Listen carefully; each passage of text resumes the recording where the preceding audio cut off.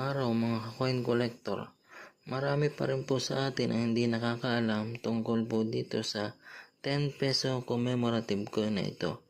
Ito pong hawak ko ay ang 10 peso commemorative coin General Miguel Malvar. Marami pa rin pong nagtatanong dito kung ito nga po ba ay hard to find na o semi hard to find. At kung binibili nga po ba ito sa mataas na halaga. Para sa akin po, ito pong hawak kong 10 peso commemorative coin ay meron na pong halaga.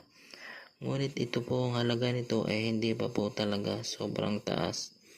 Ang halaga po nito lalong lalo na kung ito po ay brilliant and circulated condition o naka blister pack, ito po ay pwedeng bilhin sa inyo sa halagang 50 pesos hanggang 100 pesos.